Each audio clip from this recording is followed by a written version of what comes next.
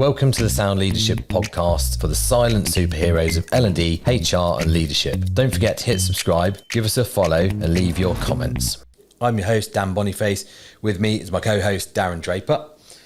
In this episode, we're breaking down NLP, neuro-linguistic programming, what it is, the core techniques and how leaders can apply it to positively influence themselves and others. Stay with us until the end, where we share our top 3 leadership soundbites to help you bring NLP into your leadership practice. If you like what we're doing, hit subscribe, give us a follow and leave your thoughts around NLP and share with others that might benefit from the Sound Leadership podcast. Tell us a little bit about NLP then, because it's one of those things that maybe we've heard of, but we maybe don't fully understand, or the words are a little bit confusing for us. I think a lot of people have heard it because I think the words are thrown about. Use NLP. What's NLP? Neuro-linguistic programming. Oh, well, I understand it fully if you give me those words. And, I think it is thrown about a little bit without really understanding, I guess, the why around it, why it's so important, why it helps leaders so much and why it creates such high-performing individuals in our team, but also in ourselves.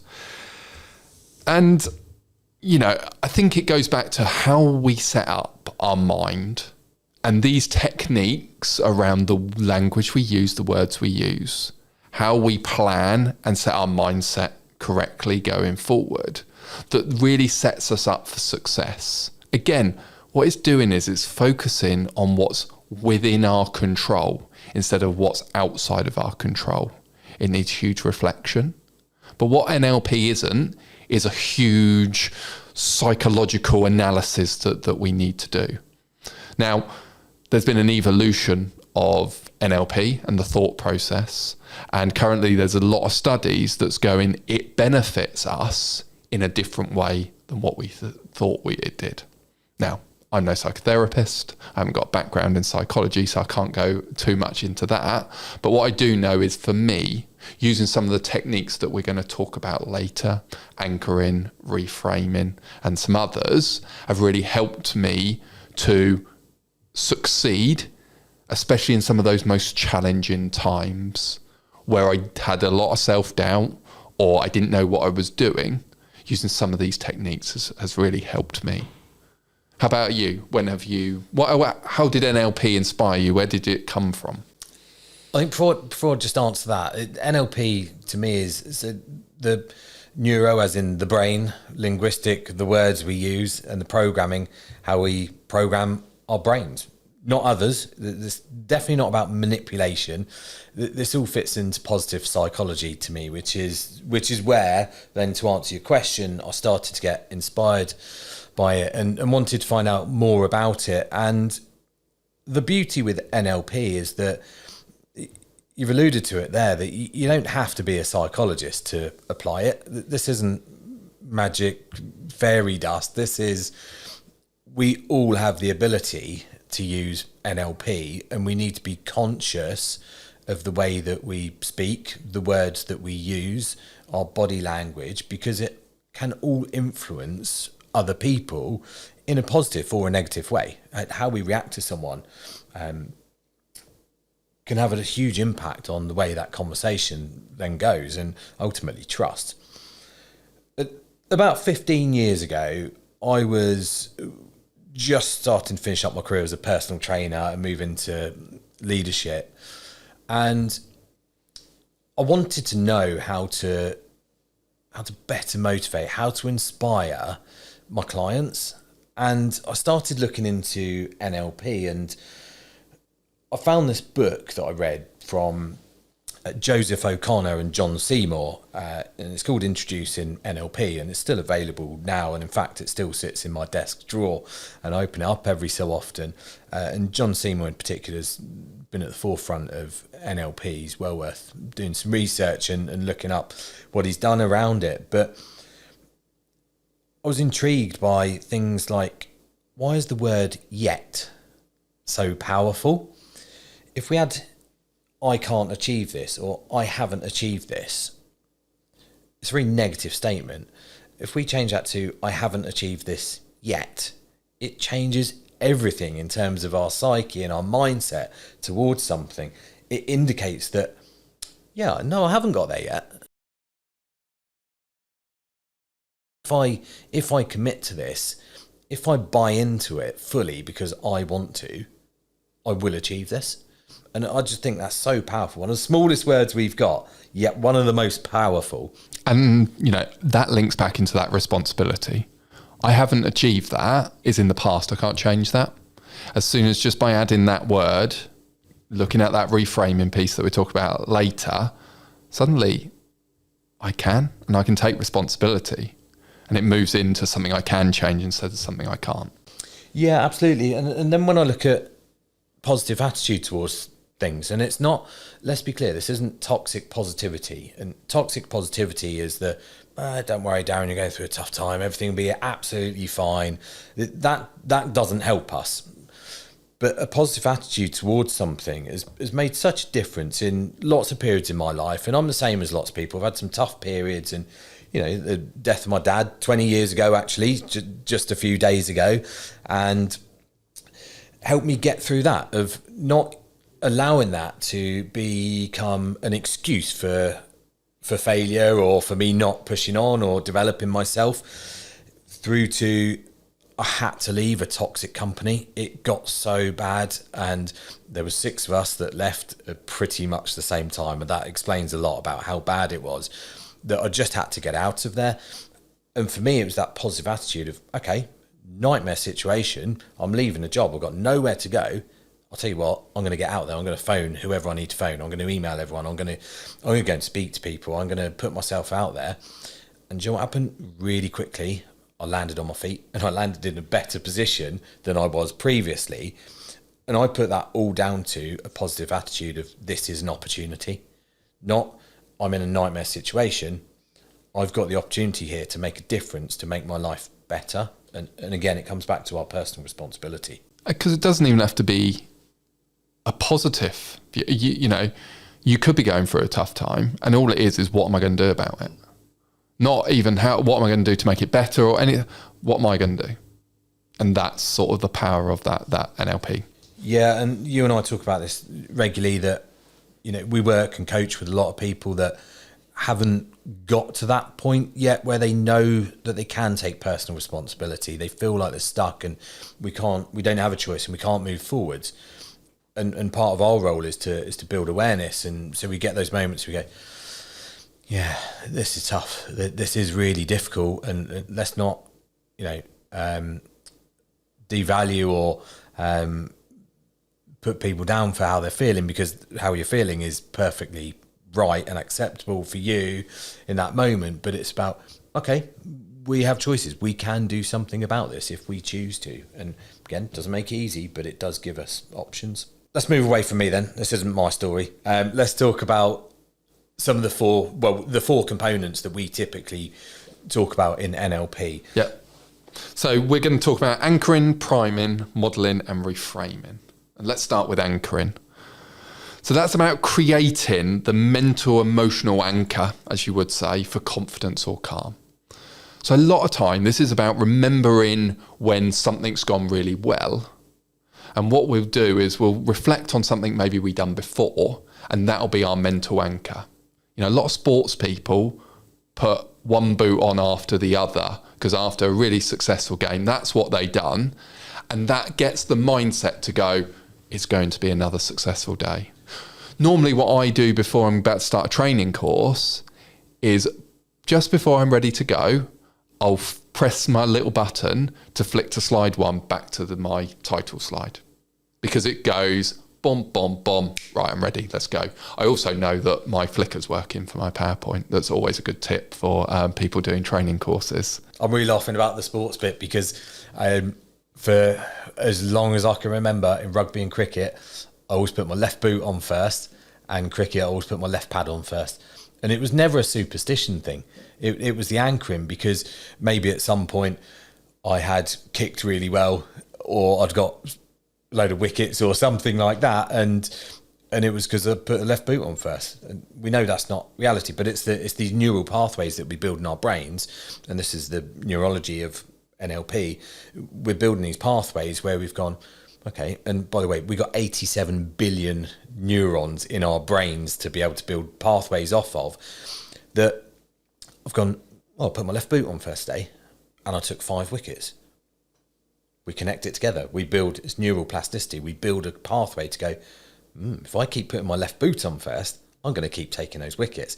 And reality, I probably won't, but at least I feel in the right positive mindset to go and at least attempt to do that. Yeah. And, you know, you might be saying, yeah, that's fine. That's a sporting environment. But we do it all the time. We do morning meetings that can be an anchoring of going, yeah, we're going to start day positive. The morning meeting, we're going to get going. How many of you get up in the morning and grab a cup of coffee? I'm going to have this cup of coffee.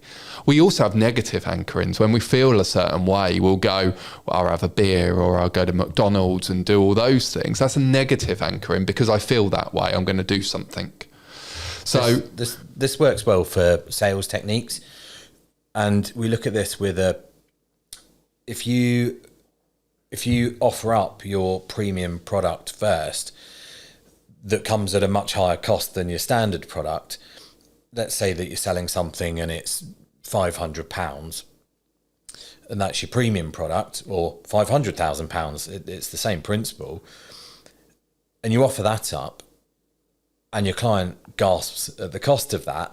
You then anchor back down to, well, our standard product is £100. So I'm going to save you a lot of money if you take this second offer. But what you're doing, it's the psychology behind it, because if you go in with the low offer, they think that's expensive. But if you've gone in with the high offer first, the premium offer, and then just as a sales tip, you're then not taking away, you're not discounting, you take away features rather than the cost of it. But that's a form of anchoring where we go in at the top end of it. If you're going to run a marathon, it's 26 miles. Wow, that's a lot. What you've got to do tomorrow is put your running shoes on and run for 10 minutes. Okay, 10 minutes versus however long, 3, 4, 5 hours to do a marathon. Can you run for 10 minutes? Yeah, I can run for 10 minutes. Great, there you go. That's all you got to do. So you take that big end point and you bring it back down to what's the next thing you got to do? Yeah, and I think it's just as well really important, because most of the time, especially in situations which we're unsure, whether we got a self-confidence issue or we have the skills, we have no control over what's going to happen. So that little anchoring, that put the boot on at a certain level, or drink a cup of coffee, flick the PowerPoint presentation, that's your control. And you just get your head into it to go, okay, maybe a lot of this is outside of my control going forward, but I'm ready.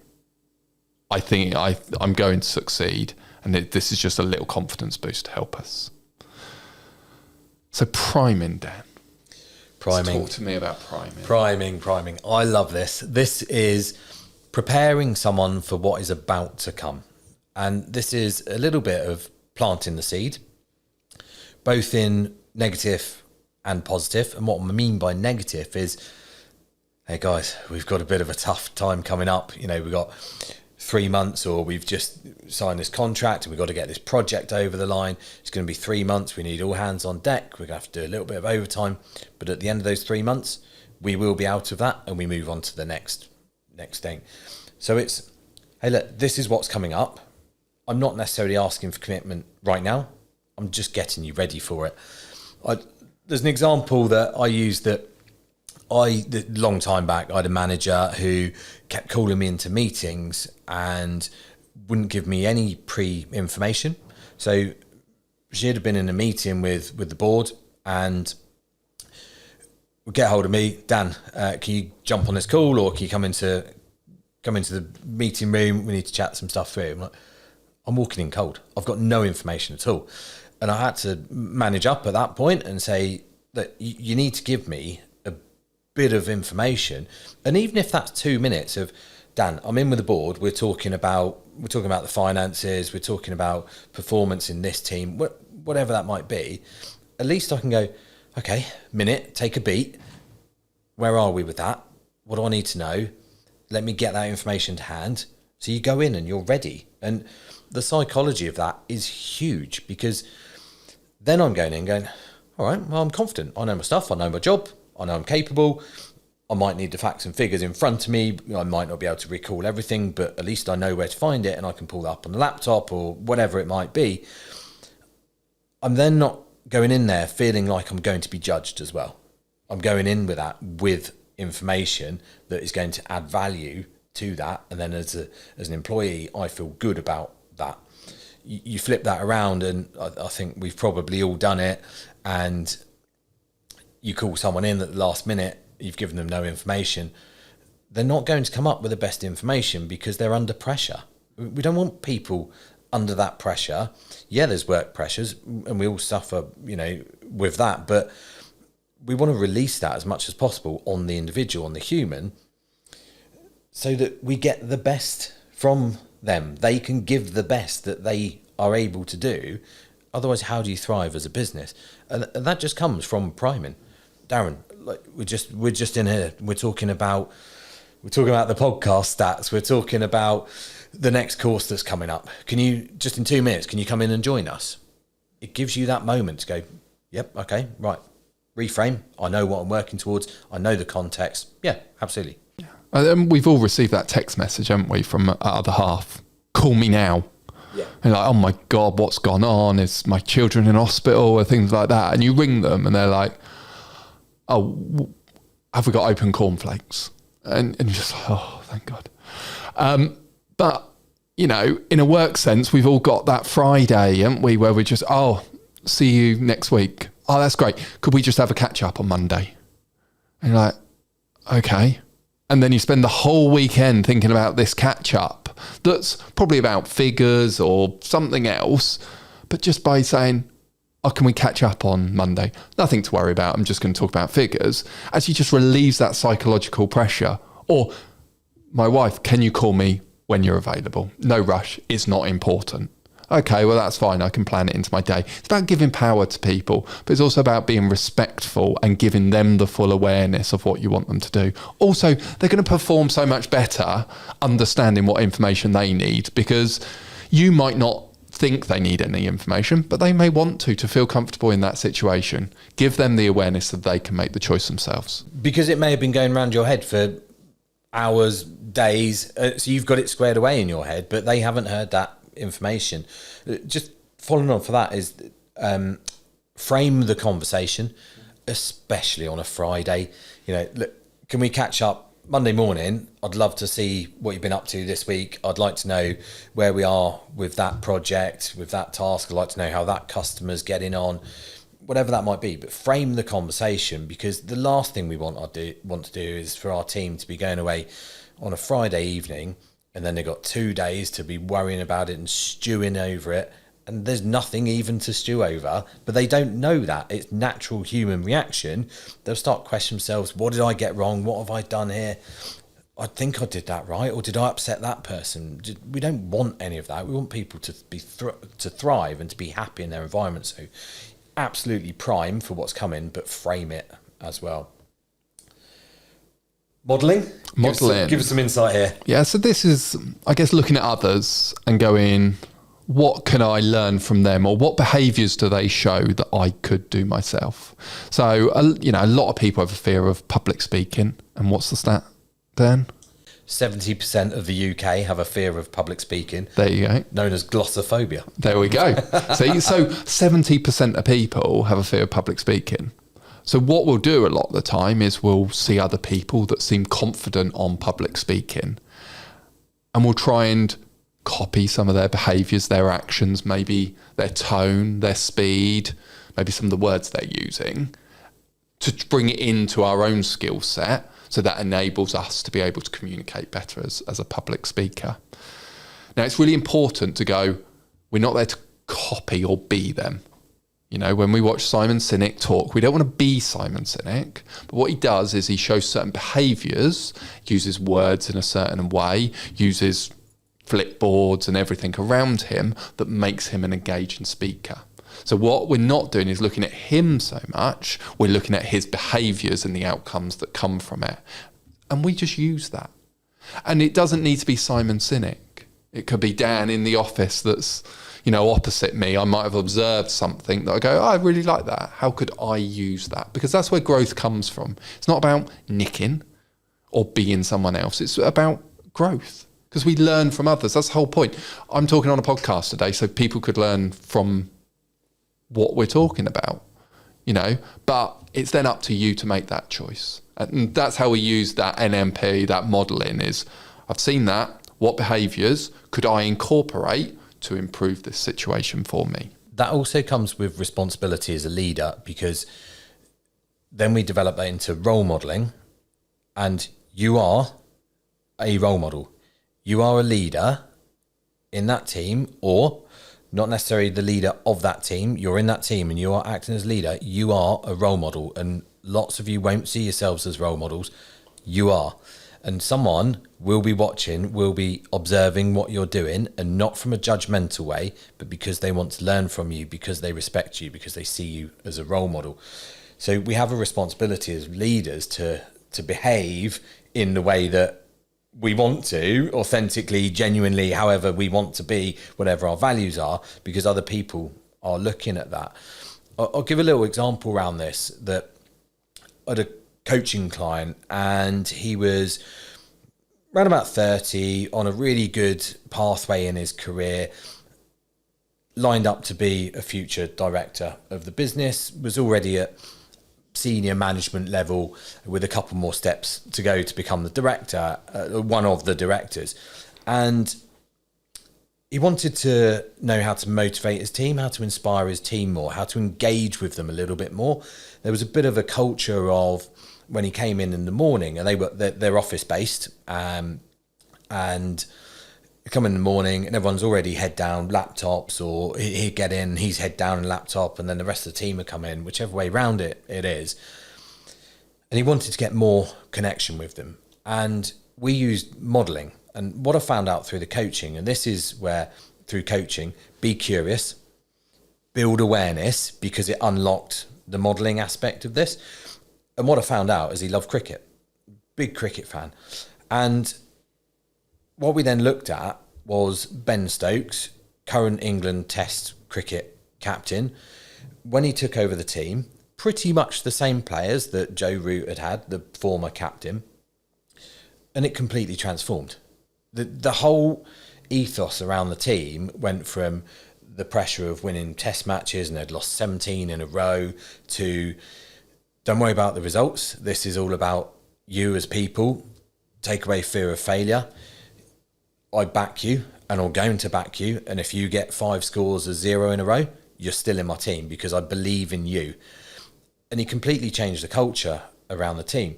So with my client, we were looking at Ben Stokes going, well, how did he do that? And it's not about becoming Ben Stokes, because we're working in a business environment, not a elite sports performance environment. But how did he do that? Well, we believe he did that by understanding the people, by building awareness, by then using that NLP to release pressure, to inspire them. So look, you love, I don't know, you love being around your family, and you got a dog and you look after your dog, and how could we bring that into cricket? So what would make cricket, where you travel around a lot, how would that make that easier for you? Well, do you know what? If I could bring my family to the away tests with me, if I could pop home and see my dog in between test matches, whatever that might be, that becomes the thing that makes that person comfortable in that environment. And we can do all of this in the workspace, all of this stuff. So like we say, when you model others, it is about how can we learn from others. But the best thing about you is that you're you. So don't become someone else. Just take a little pinch of what they do and add it to your mix. And it moves back into that beliefs, behaviours, that we think someone is a high performer, Simon Sinek or whoever, but we only think that because of their behaviours. So I always say, when I'm in a training environment, whether you think I'm a good trainer or not, doesn't really matter. What's important is, what behaviours am I showing? Because that's what's making your choice. Now, hopefully my belief that I'm a good trainer And a knowledgeable trainer is shown in my behaviours for other people to believe that from me. And that's all we're picking up. We're looking at someone else's behaviour and go, I think they're a high performer. Why do I think? Because Simon Sinek in his first YouTube video didn't go, great speaker Simon Sinek, and everyone goes, yes, you are. People watched the video and his behaviours demonstrated it, and people went, what do I like and how can I do some of that? And that's the modelling side. Which brings us on to reframing, Dan. Yeah, one of my favourites actually, and I use this daily with myself, with my children, got a young family, with my wife, with friends, with work colleagues, with clients. And reframing is quite simply changing something that we perceive as a negative into a positive. And again, let's not move that into the realms of toxic positivity. I've got a really difficult situation coming up. This is going to be a nightmare, I've got a challenging situation coming up. There's an opportunity off the back of it. And when we use that reframe, we move ourselves into a positive state of mind. If we use that as this is going to be difficult, it's an absolute nightmare, we will spiral really quickly. And then we stunt creativity, then we stunt innovation, then we stunt our ability to move forwards out of it. We get paralysis analysis, we get stuck in that moment. And then it's so hard, and I think you'd all be able to resonate, and we will sit here, those moments in life where you just get stuck in something. And that's when you think, I've got no choice. I've got to stick with this, or I've just got to get out of here. When we open it up and we reframe, if I give an example around that, when I'm coaching and training, whenever I hear the word difficult, I'll reframe that. I've got to go and have a difficult conversation with one of my team. It's not difficult, because if you plan and you prepare and you're clear on your objectives, it might be challenging because they might react in a certain way. However, if you've done that planning and preparation, you can preempt how they are likely to act because you know that person. And if you don't know them, you need to go back and understand that person. There's a failing in your leadership there, that you should understand that person in the first instance. When you get into that meeting, when you get into that performance review, when you're giving them the news that they haven't got the promotion, or it's not the right time, or they haven't won that project, whatever that might be, we move away from difficult and we look at challenging, or we call it brave. And if I'm coaching someone, difficult conversation, can you be brave? Tell me about a time in your life, and this is anchoring, tell me about a time in your life when you've been brave. And if I use a personal example, well, when I was 15, my parents came to every rugby match, and they were both, dad was working away and my mum was with my brother elsewhere, so no one came to watch me, and I broke my arm. And I was a shy, really shy 15-year-old. One of the other parents, who I didn't know very well, took me to hospital. That wasn't a comfortable situation. But my viewpoint now is, I was brave. I was courageous. And I went with this person I didn't know. So then you look back and you go, can I be brave and courageous? Yeah, I can. I'll speak about, my dad's death 20 years ago. I was brave and courageous through that. And you pat yourself on the back for it. But now when I'm in business, when I've got difficult situations in life, they're not difficult, they're challenging, because I can be brave and I can be courageous, because I can anchor back to those. The other one is being selfish. Whenever I hear the word selfish, let's reframe that. I need to be selfish. I need to do more personal development for myself. That's not selfish. If you're doing personal development, if you're taking half an hour to listen to this podcast, if you're taking some time to do a bit of training, to attend a course, to do some research, that is not selfish, because the knock-on effect of that, you become more knowledgeable, you become more skilled in soft skills, in human skills, in your ability to cope with difficult situations, you're more resilient. Well, that's better for you, but it's also better for your team and your business. That is not selfish. That is actually putting others at the forefront and helping the whole thing develop. So we reframe away from a negative into a positive. I think sometimes as well, it's about breaking it down to its lowest common denominator as well, and really understand what you're doing. Sometimes we frame like giving feedback as a real negative, but actually if you're giving someone awareness that they can grow from it, giving real radical candor that I care personally, so I'm going to challenge directly, suddenly you're reframing that into a way of, well, it's a positive. I have to give them this feedback because it's the only way they're going to grow. So that real change, or, oh my God, I've got to have this end of year review with someone. All it is a conversation. Have you spoken to them before? Well, yeah. Well, that's all you're doing. You just got a topic on the table. Sometimes just reprogramming our mind slightly, and it allows us to move forward and get over those blocks. Yeah, I just very quickly, there's one more other example around this that we do with public speaking, that we reframe that from I've got to go and do this public speaking, I hate speaking in front of people, to you have the opportunity to positively influence people in that audience that allows them to become more effective at their role, to learn something, to develop, to take some information that they can go and share with their team. You have a great opportunity to influence others. This isn't a difficult situation. Yes, it might be a bit nerve-wracking. Yes, there might be some small anxieties around it. But when we flip that around and we look at, if I make 1% difference to 1% of the audience, I'm doing a good thing. And that's a real positive reframe around some of those things that we just struggle with. How do we implement this then? Because I think we've given some examples around this, but how do we as leaders make this work? I think it's taking responsibility of our own mind. And, most of us have got a responsibility around our thoughts. Sometimes we're affected by what other people are saying.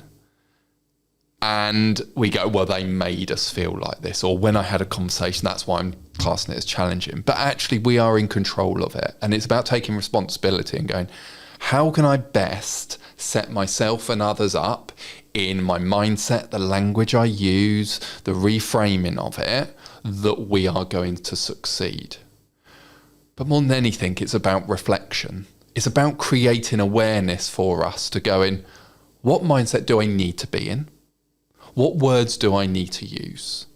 That then creates those options for us. Well, I can do what I done last time and go in at this challenging conversation.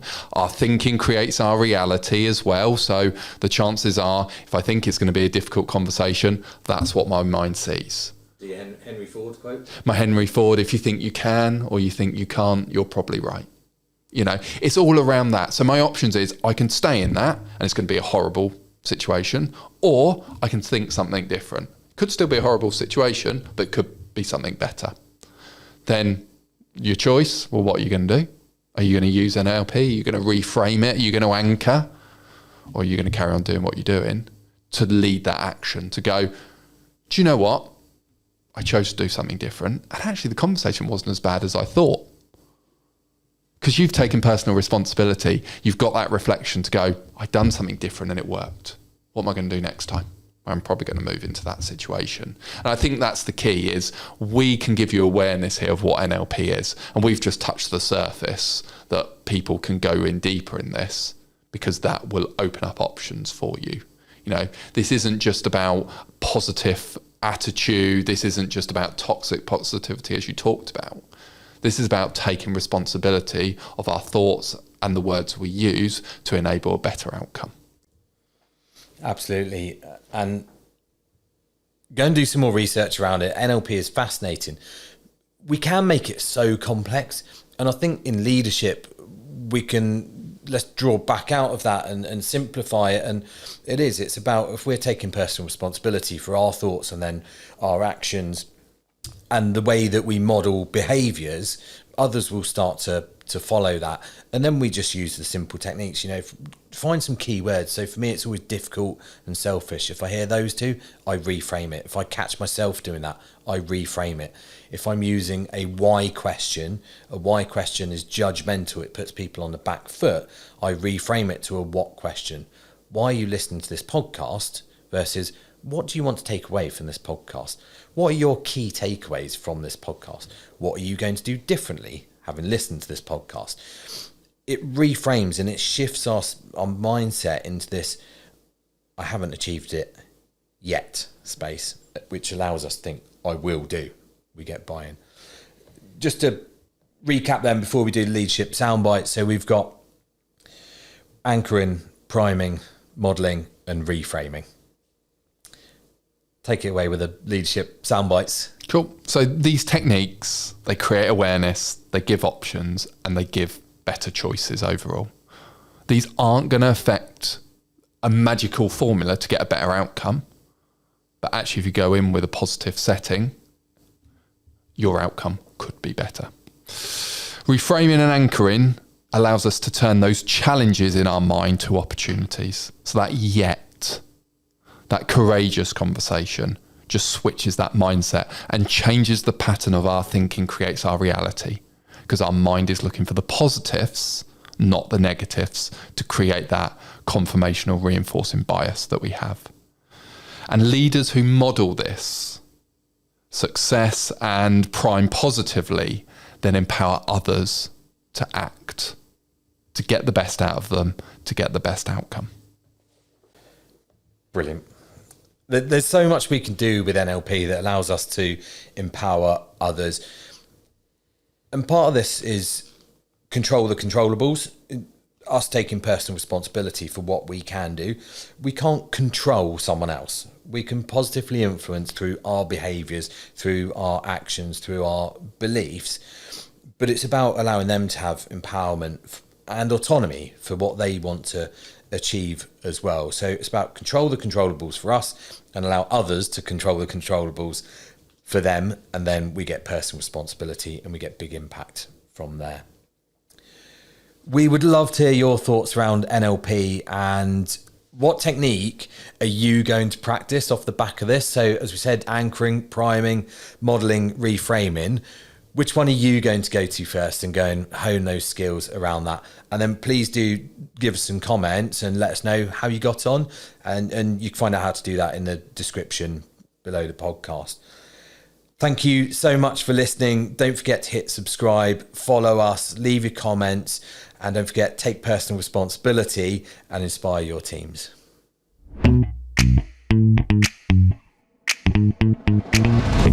The Sound Leadership podcast was produced by Media First.